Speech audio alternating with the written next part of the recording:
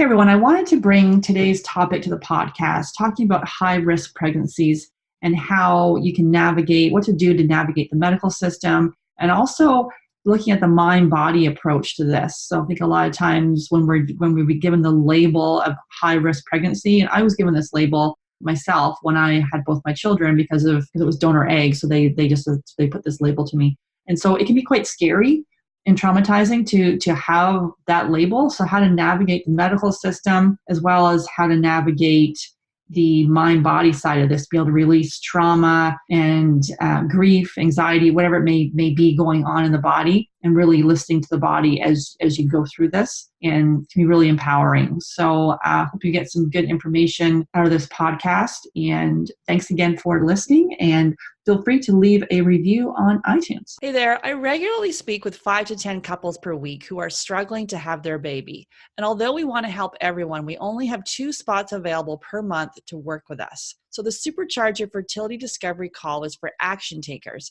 and really people who are ready to move forward so they can finally have their baby. And if you're not ready and you wait, the risk is you'll need to wait 2 to 3 months for a spot to open up. So if you're seriously considering working with us, go to FabFertile, FabFertile.com, and click on book a free call. Then you'll be all booked in and ready to spend 30 minutes to give you the action plan to getting pregnant naturally. That's FabFertile, FabFertile.com, and click on book a free call. On the monitors, you could see my contraction stopped. And when the anxiety or the stress or the fear or the tension came back, the contractions came back. And in doing that, I was able to help myself stay pregnant for 15 days on hospital bed rest when my doctors had told me I probably wouldn't make it through the weekend. Welcome to Get Pregnant Naturally, where functional medicine and natural fertility solutions will help you get pregnant and have your baby. Hey everyone, I'm Sarah Clark, and my mission is to inspire, motivate, and empower you. And most of all, I want you to wake up. So with functional medicine, we can discover what causes infertility and eventually reverse the condition. Today, I'm welcoming Parijat Deshpande to the podcast, and we're digging into high-risk pregnancies and how to navigate the early days. Parijat is the leading high-risk pregnancy expert, mind-body health specialist, trauma professional, speaker, and author who teaches women how to deactivate their stress response before, during, and after a high-risk pregnancy so they can give their baby a strong start to life. Her unique approach has served hundreds of women to manage pregnancy complications and reclaim a safety and trust in their bodies that they thought was eroded forever. Parijat is the author of bestselling book, Pregnancy Brain, a mind-body approach to stress management during a high-risk pregnancy. She's also the host of the popular podcast, Delivering Miracles, that discusses the real, raw side of family building, including infertility, loss, high-risk pregnancy, bed rest, prematurity, and healing once baby comes home. Learn more about Parijat Deshpande and her work at ParijatDeshpande.com. And before we jump into today's show, don't forget to hit the subscribe button on iTunes or wherever you're listening to this to make sure you never miss an episode. Hey Parijat, excited to have you on the podcast. Hi, so am I. Thank you so much for having me. Yeah, awesome. So if you could share your journey about how you came to this work. I know you have quite a journey to share. Yeah, absolutely. This was certainly not on my radar or in the plans at all. Although it's kind of funny, I did want to be an OBGYN when I was a young child, not just any doctor, but OBGYN specifically. Okay. So it's kind of interesting that it comes full circle like this. Mm-hmm. But no, my background is in clinical psychology. I was on the psychotherapy route, teaching psychology at a local university to undergraduate students. I was running a mental health nonprofit called My Sahana for South Asian Mental Health Awareness. And it was when I became pregnant for the second time. We lost our first, and we were doing fertility treatment. I got pregnant for the second time, and I had a very, very high-risk pregnancy. And it was during that experience, I went on bed rest 6 weeks into the pregnancy, developed 8 complications. And I remember there was a day I was sitting at home completely by myself, somebody who's so used to just on the go, being busy. I loved a full calendar. I'm just sitting here by myself at home on the sofa, completely bored out of my mind. And I remember thinking, I cannot shake this anxiety. I am anxious all the time. And in that moment, I thought about, well, if I had somebody like me walk into my office as a therapist, I knew exactly what I would do. And it was in that moment I realized that as a patient, that's not at all what I needed. Mm. And it was such a light bulb moment for me to realize that this is a particular population that is not being served the way that we need to be. Because I was feeling anxious, yes, but anxiety was not the problem. It wasn't my thoughts that were the problem. I wasn't being negative. I wasn't having that wasn't the issue. I was a mother who was terrified of losing my child for many months. That was our reality. And when I landed on hospital bed rest, I was 22 weeks and 4 days along. And I was admitted to the hospital, 3 centimeters dilated. And it was, that's the periviable stage is what they call it, which means most hospitals don't really intervene at that point because the baby is likely not to survive if they're born. And I remember thinking, I am going to do everything in my power to reduce the stress in my body because I don't want that to be the reason why he comes early. And I made it my mission on that day to keep my body as tension-free as possible. That was my only goal. I delegated everything else. Everybody else could handle talking to the nurses, making the phone calls, making the arrangements, whatever we needed to do. My job was to keep my body tension-free. And what we found was that when I did that, on the monitors, you could see my contraction stopped. And when the anxiety or the stress or the fear or the tension came back, the contractions came back. And in doing that, I was able to help myself stay pregnant for 15 days on hospital bed rest when my doctors had told me when I was admitted to the hospital, I probably wouldn't make it through the weekend. And that gave me the opportunity to really stop and think and go, there is something here and nobody is talking about this. I'm thankful and so grateful that I had the education and the training to be able to at least kind of tap into this and sort of do whatever I could at that point. Yes, he came tremendously early. My son was ultimately born at 24 weeks and 5 days after a total of 8 complications, but that gave him the chance at life. And if we can figure out a way to help women get one more day, every single day matters at that point. Mm-hmm. And so it was a Wednesday before he was born. It was a relatively quiet day, not a lot of people in the room. And I remember having this moment. I put my hand on my tiny little belly and I went, if we survive this, I have to change my career. And I have to come back and I've got to help women in this situation because nobody's helping them. Nobody's empowering them to know what their body is capable of, even in the scariest, most dire of circumstances. If we can get one more day, that can mean everything. And that's led us to today and the work that I do now. You're going to make me cry. That's really powerful. Thank you. Mm-hmm. And so from that, so what does constitute a high risk pregnancy? Because it's interesting. When I had both my kids with donor eggs, and went on to find pregnancies, and there wasn't anything I thought was high risk, but because this was my daughter's about to be 18, so this was back when you said donor eggs, so I was considered a high risk pregnancy, which I think is really strange, but. That's fascinating. So it was very fascinating. So I was monitored more, but looking back, I don't really think it was. But so what does constitute a high risk pregnancy in your experience? Yeah, it's a really, really vague term. It really means any pregnancy that is at risk of developing any complication for mom or baby, which is really, really vague. Yeah. So it comes down to, there are a lot of different risk factors we could parse out a little bit. So on mom's side, it could be the number one that comes to mind is age, right? In the United States, 35 or older, being 35 years or older at the time of pregnancy is considered high risk. Carrying multiples, having a history of health complications like asthma or kidney disease, heart disease, cancer, depression even, actually, I've started seeing underneath there is fantastic. I'm glad that it's included. Any type of health complication that's not even necessarily related to pregnancy, having a history of preterm labor or preterm delivery, having a history of recurrent pregnancy loss or stillbirth, all of that on that end. And then on baby's end, if the baby is at risk of developing complications or has already developed complications, for example, poor growth or poor blood flow, any type of congenital heart disease or any heart condition,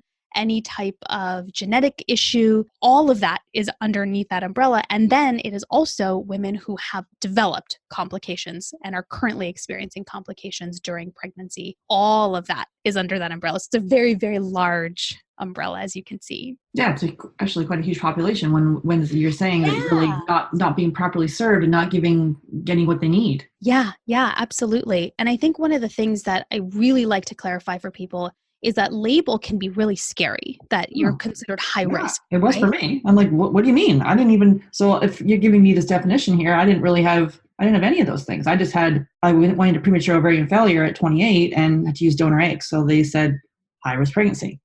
Yeah, right. Exactly. And I think what I'd love for your listeners to know is that it is literally just a label that does not determine the future of your pregnancy.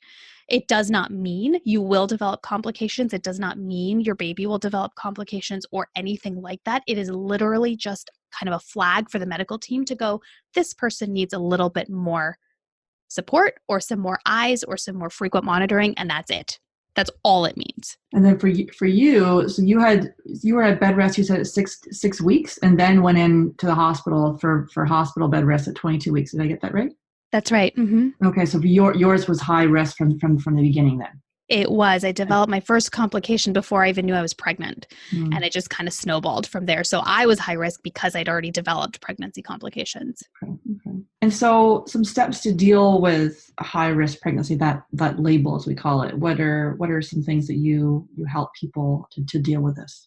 Yeah. So I see it kind of as two branches, right? You've got the medical care. When you're high risk, a lot of the options of natural care can't be the primary options for prenatal care, unfortunately. So, for example, you will have to see an OBGYN or a perinatologist, which is also known as a maternal fetal medicine specialist. You can also potentially have a midwife watching you, but for the most part, a lot of midwives will say, yeah, we're going to kick you over to an OBGYN for care if you're high risk. It depends on the reason for being high risk, but for the most part, that's what a lot of the providers that I work with do. So we've got the medical care of it, and then we've got the body sort of care for it. And so the medical care, the part that I support women with is one, you have to understand why you're high risk, right? You really want to get in your doctor's head and understand what are they seeing, what are they thinking, how have they classified you based on their experience? Are you working with a high-risk OB who has experience with what you are going through? Because not all physicians are the same, right? You want somebody who specializes in what you're going through and has had a really good track record for positive outcomes given what you're going through. I help my clients develop a team, right? So when you're high risk, especially when you're high risk, I think in pregnancy in general, this is true, but especially when you're high risk, you want a team of people around you. Mm-hmm. So do you have the right specialists on your team? Do you have the right OBGYN? Do you know where you're going to be delivering? A lot of my clients are at high risk for delivering preterm. So we want to make sure they're affiliated with a hospital that can manage and handle and care for a preterm baby who might be, say, born in the third trimester, earlier in the third trimester versus later in the third trimester, something of that nature. And so that's kind of the healthcare piece of it that I help with. A lot of helping them prepare for appointments, really learning how to craft questions so that your doctor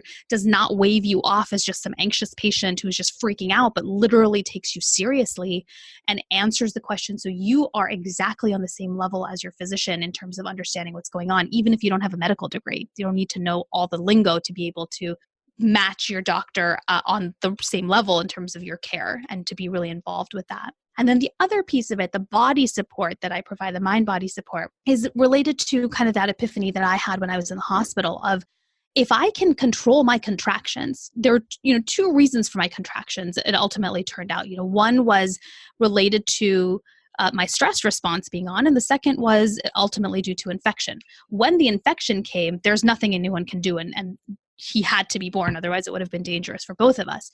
Until then, though, if I could control my contractions, that means I have a lot more power in this situation than anybody is telling me that I do. And so I work with clients to teach them how to deactivate that stress response. And I like to add here that does not mean thinking positively. Mm-hmm. Stress has nothing to do with your mindset at all. It is a physiological chain reaction that happens in your body that we have to turn off, kind of like a thermostat, where we have to reset the dial.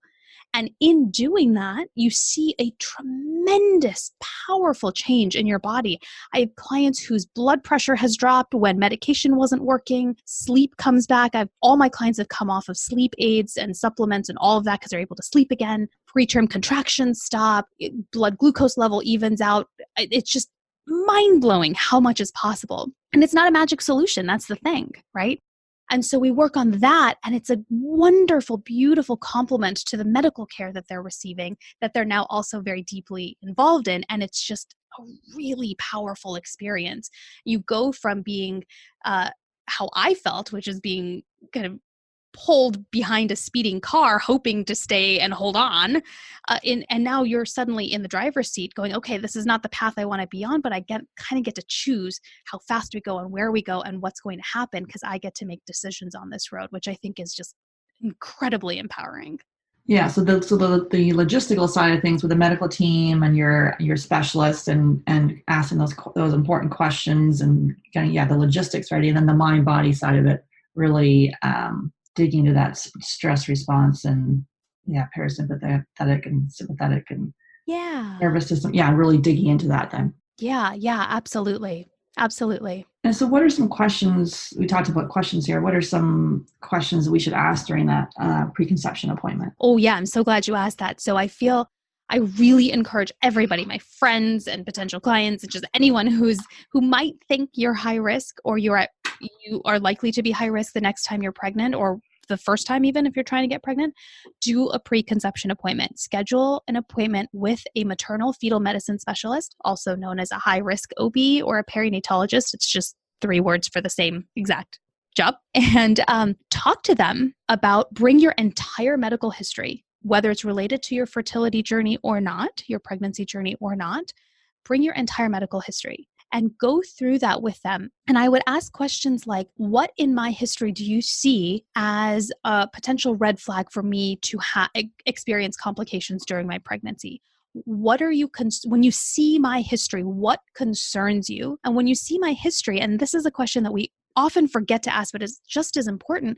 What do you see in my history that's giving you hope that I'll be able to carry a healthy pregnancy to term? Because we focus so much on what's wrong and what's not going right and tell me all the terrible news. And then we end up leaving feeling so deflated and terrible.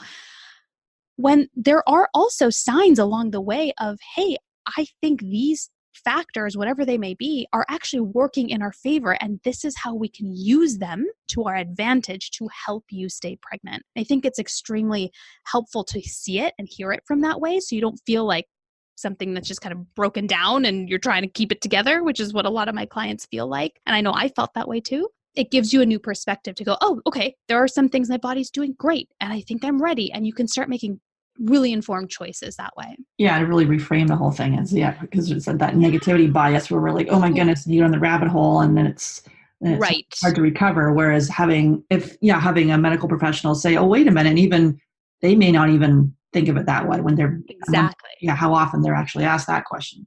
Exactly. Yes. Mm-hmm.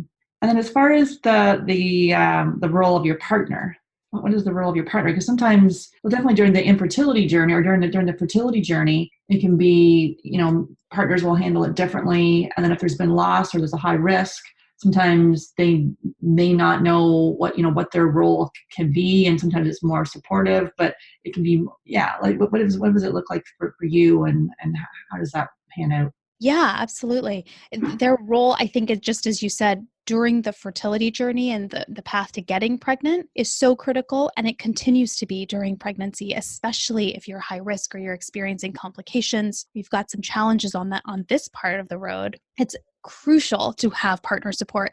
There's a lot of research that's coming out that shows that women who experience pregnancy complications are at much higher risk of experiencing symptoms of trauma after the baby's born. And sometimes that shows up as anxiety and depression and PTSD, things like that. And a lot of research has come out showing that the more support you have from your partner during pregnancy, it significantly reduces that risk, even if you have a very bumpy ride to bringing your baby home. So having your partner come to appointments if you can, if they're able to, when you're preparing for your appointments, like I mentioned, I do this with all my clients where you don't go into an appointment before you're prepared for it. So you've got a list of questions. We do some homework beforehand. Have them participate in that. Add their, even if they can't come to the appointments, add a list of their questions in so they almost are communicating with the doctor, even if they're not physically present. And then really focusing on communication with each other on what you both need. Because similar to the infertility journey, the high-risk pregnancy journey is also very different in how we experience it as the woman who is pregnant and the partner who is trying to support from the outside, right? And so communicating what is it that you need. I know in our experience, my husband had completely different fears about as we were going through that process while I was pregnant than I did. I was fully afraid of losing the baby. And of course he was too, but he was also afraid of losing me. Mm-hmm. And in my head, that wasn't even a question. Like, I'm fine. It's okay. But for him, it was an extremely real fear that affected the way he understood what doctors were saying, the lens through which he was hearing and seeing what was happening, and then the decisions he wanted to make accordingly, which thankfully for us, we were on the same page most of the time, but not always that's going to be the case, right? So really being very open and understanding that both of you have very valid experiences and they are also very, very different. Yeah, so in the beginning when we started coaching people that were struggling with infertility, we were just coaching women, and then realized we missed the whole other side of these things with the partner, and really bringing the partner into this, and it really helps. Even if there's no issues with the relationship, it just makes people, it basically gets you on the same page and Totally. grows the relationship. So in this sort of thing where you may potentially be on different, and I've seen this with the fertility side of things too, where the partner is really worried about their partner's health, and in this case too. So obviously worried about the health as well as the baby too. But and as you said, you're like, I didn't even think about that. Right. Exactly. It didn't even occur to me. And it was very, very real and very present for him throughout the entire pregnancy. Mm-hmm, mm-hmm. And then, so this is also about conceiving after a high-risk pregnancy. We see this a lot too, where if someone's had a traumatic birth or a traumatic pregnancy, high-risk pregnancy, a lot of worry and trauma still there from that pregnancy. How do we know when it's time to try again, and what does that look like? Oh, yeah, such a good question. This is the primary group of women that I serve. They're the women who have been through it. They've seen it. They've walked to the edge of that cliff. They know how scary that is. And there's still a desire to want more children. And they want these babies, and they're terrified of doing it again because of whatever they'd been through, the complications, the bed rest, the NICU stay, all the doctor's appointments, all of that. It's tremendously terrifying, and it can be very traumatic for a lot of people. And what I say about when it's time to try again is not a popular opinion, but it is after you have released the trauma and the grief. And I know, and I say this as a former infertility patient, that you can hear the clock ticking in the background going, I don't have time for this. And I hear that. I really, really do. At the same time, there are two things that I'd like to add. One is trauma release and grief release at work does not have to take a long time if you're working with somebody who's very well versed in it, especially around reproductive and pregnancy trauma. And two, if you're able to at least start the work ahead of time, the reason why that helps is because unresolved trauma and grief keeps that stress response on. Right? We talked about that stress response earlier on, which is that the sympathetic nervous system, the HPA axis, like all of that, the parts of your body that are meant to keep you safe and to help you run away from danger, that's on for as long as that trauma and grief is unresolved. And as you start doing the work, it does come down, and it can come down very, very quickly. The work is in maintaining that, but that's how I work with my clients is I know you don't have time. So let's do a deep dive without having to go back and talk about your past. You don't have to dredge up old wounds. It's absolutely not necessary. but we've got to bring that stress response down and we've got to turn it off and give your body a chance to heal emotionally and physically. And in doing that, you actually increase your chances of getting pregnant sooner and reduce your risk of complications going forward. Yeah, as far as being able to run us through what that would look like, I know obviously with privacy issues, but is there like a case that you'd like to take us through, or someone that's experienced a high-risk pregnancy and kind of what some different tools you kind of used to help with this trauma and grief? I'm not sure. Yeah, so I can tell you about one client who's given me permission to share some of her story. She came to me after having experienced pregnancy complication. I think she had 2 of them in her previous pregnancy. She delivered preterm, and then her second pregnancy, she thought, well, it's going to be better this time. It'll be fine. We're well prepared. I'm healthy. Everything's all boxes checked, which is usually the case for most of us, right? None of us are actively going in expecting complications unless we know there's a pre-existing condition, right? And so she thought everything would be fine. And then earlier in the second pregnancy than her first one, she developed the same complication again. And this time it was weeks earlier, and it seemed to be escalating faster. So she was in and out of the hospital, constantly being monitored for preterm contractions and preterm labor, and she was massively terrified of delivering her baby early. Again, she was so traumatized from having been in the NICU for several weeks with her first, she did not want to do that again. And that's when she reached out to me. A friend had referred her and said, you need to talk to Parijat. And she reached out, said, yes, totally, let's do this. And the way that I work with all my clients, the very first thing that we do is we have to feel safe in our bodies again, for no matter what your history is, because if we don't feel safe in our bodies, there are no tools that anybody can teach you, myself included, that will stick. What'll happen instead is you're going to try it and you're going to feel better for like an hour or a day, and then something will happen and you'll fall right back down that rabbit hole. And from my perspective, especially when you're pregnant or trying to conceive, that's just not good enough. Like, we need to find a way to actually turn it off and stay off, because that's going to help not just you emotionally, but it's actually creating physical changes in your body.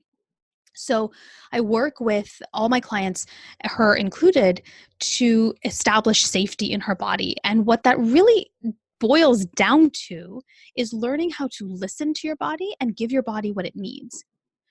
When we've experienced a traumatic event, we are physically incapable of listening to our bodies, because that part of our brain actually shuts off because it's not important, right? If you're being chased by a bear, it doesn't matter what your stomach is saying. What matters is, how do I get out of here and stay alive?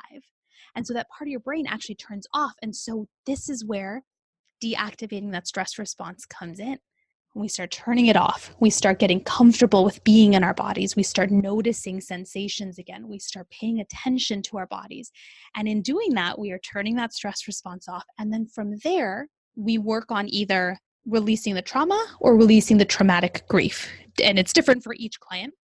This one, she thought she wanted to work on trauma. Turned out she wanted to work on the traumatic grief of, she realized all the things she had lost out on because she delivered preterm. She didn't, have a baby shower, and she didn't get to hold her baby right away, and she didn't get to breastfeed right away. And, there's a lot that preemie moms and NICU moms lose out on and are not able to do. So we worked on that in terms of releasing that grief. And again, I come from a philosophy of, you do not have to retell your story in order to heal from it. It's a modern approach to trauma and traumatic grief. And I think it's fantastic, because the goal is, you just have to release it. And if we can find a way to do that without talking about and dredging all those details up and making you feel terrible again, let's do it. Why not?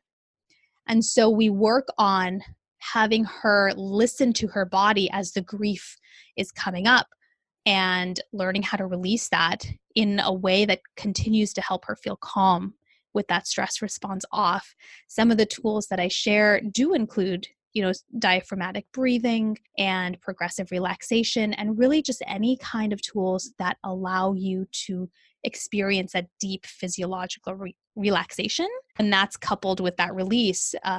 The release comes very quickly without any pain. So doing it in conjunction with the client there, so having them go through the breathing techniques and the relaxation, the progressive relaxation. Yeah, absolutely. And the cool thing is it works as kind of a feedback loop because you do the relaxation exercises and then because our focus is on the body, I don't do any mental cognitive work at all anymore. I was trained in it. And as the patient, I realized it just wasn't what I needed or what was even helpful.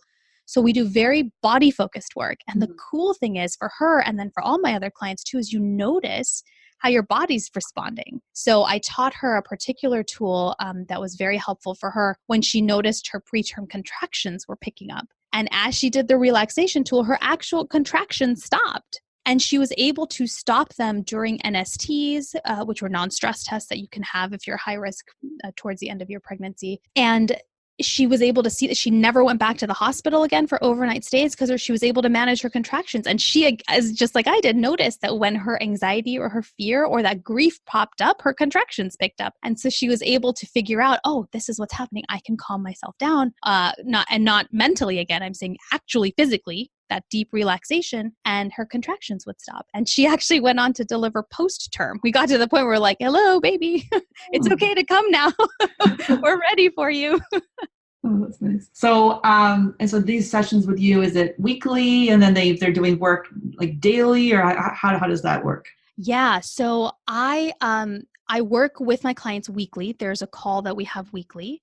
And then I am working with them offline outside of that call every single day. And that is to really cement the work that we're doing. Again, going back to the recognition that we don't have a lot of time to make this happen. So let's do it quickly. And really getting into that listening to their body. So for you, it's employing those two tips, like those two tools, the breathing and the relaxation. There's anything else there to help? Because it's like quieting the noise. So that's why, like for me, I found as I've changed my diet and I've noticed my patterns and done all this work on myself, because before I was so disconnected from my body. I had no clue about any stuff that was even going on. Now I can say, oh, if I eat this, or if I go over here and do too much of that, or I don't set a boundary, whatever it is, I know how it impacts me. So how do you, because you're doing this like when they're pregnant and you've got to get a faster result. So what, yeah. Yeah. I do very similar to what you said is the only way that we know what's going to work is when we start noticing patterns.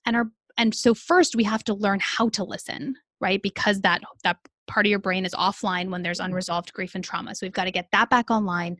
And then we've got to learn how to listen. And then we have to learn how to translate that because it's another language that we're learning. And we have learned it before, and then we've unlearned it because of all the things that we've been through in our life. And so it's about learning that again. So paying attention to very simple things. For example, and we start very basic. So and it's also very customized. So I can't give you a complete kind of template of what I do because it's very different for everybody. But for example, I'll say for somebody who's just starting out, like just notice what it feels like when you are hungry. What does your body feel like? And we kind of know in our head, oh, well, my stomach grumbles. But what does that feel like? Have you really stopped and think about like where in my abdomen do I feel that? And where else do I feel any sensation when I'm hungry? And I do it that way because one, it's a very benign experience, right? Usually hunger is not a trigger for most of us based on what we've been through. So we can practice the tool in something that doesn't trigger us. If I went directly to say, okay, how does your preterm contractions feel?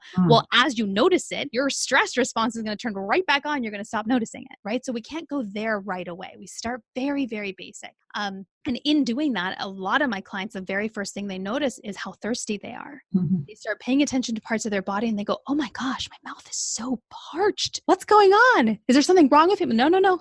You're just dehydrated and you're noticing that now. And so I like to pride myself in thinking that a lot of my clients are very well hydrated by the time we're done working together because you start noticing, right? You just notice it more. And so we start like that. We start very benign, very safe, very non-trigger type of sensations. And we notice that we start practicing and noticing and practicing and noticing. The tools themselves are very simple. That's the thing. What's not easy is actually implementing them often enough to make them habit, to override the habits we've learned to save ourselves from the traumatic event we've been through.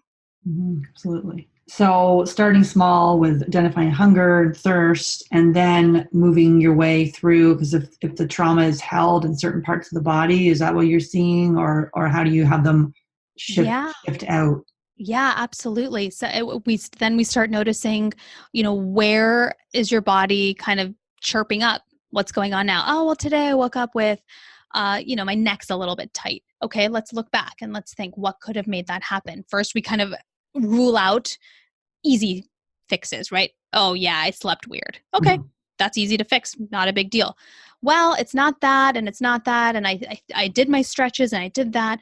Okay, and then we kind of start going back to we go deeper into the body memory of when you focus.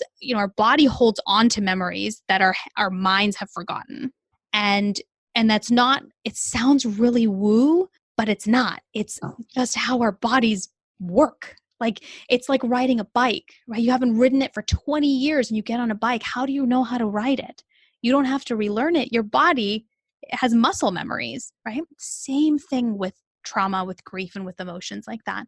And it's especially, I find, fascinating in this pregnancy realm, because if you're pregnant again, for example, I had a client who had experience with preeclampsia in a previous pregnancy. And as she was moving along in her second pregnancy and her feet started to swell up, that was a trigger for her. Her blood pressure was completely fine. Her urine tests were completely fine. There's no sign of preeclampsia. Swollen feet happen in even a low risk pregnancy. But that physical sensation and that shift in her body was a trigger for her. And so we work to disconnect swollen feet from danger. That's the work that ends up happening after we've reestablished kind of connection with our bodies, is we have to separate that out and say, okay, how can we experience the sensation of swollen feet while still feeling safe? And the only way to do that is when your stress response is off. That is the only way, because you cannot feel fear in a relaxed body. and are you doing affirmations at all, or is it really No, no? it's So it's completely somatic. okay. So fully body focused. Yeah, I had someone on the podcast talking about yeah, it was all about breathing actually. Just Mm-hmm. the whole focus on our breath. 'Cause a lot of times we're holding it, but Yeah. our stomach's like super flat and trying to hold it in. And so really, so is yours a lot of breath work and stuff too then? Some of it is, yeah. Some of my clients respond to breath work. Some of them don't. For some of them, breathing is a trigger because of what they have been through. Obviously, yeah, that makes sense. Absolutely. So, I, it's so customized to every single one because we have such unique triggers and unique experiences in our bodies. So, yeah, breath work is one of them. So sometimes it's a biofeedback without the machine, so allowing yourself to feel the sensation and then feel the benefit of that sensation. So for example, when you're hot and then you drink cold drink, and really being mindful of what that physical sensation feels like, and then noticing what that does to your body. Oh, I feel cooler. Oh, my forehead's not sweating anymore. And then making that connection of it as the action you took to change your body physically that resulted in the symptom going away. And it just encouraging and really cementing that notion that we do have control in how our bodies respond. Yeah, and so releasing that trauma. Yeah, can you talk about that a little bit? Yeah, so a lot of that is very similar to the grief release. It's all kind of under the same umbrella. Is we cannot feel fear, we cannot be triggered, we cannot feel anxiety when we are in a relaxed body. And so really teaching clients how to experience a deep relaxation. For a lot of them, they respond well to guided visualizations, which I have for my private clients available.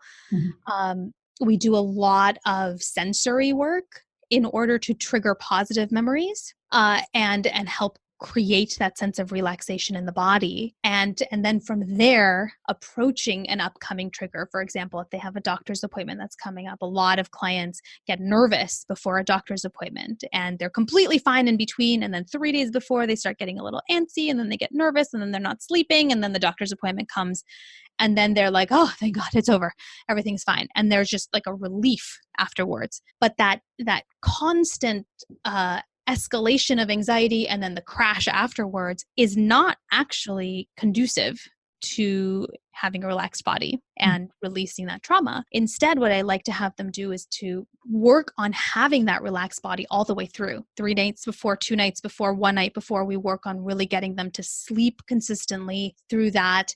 Progressive relaxation is a great tool for helping you sleep, especially if you have anxiety or nightmares even. It's fantastic.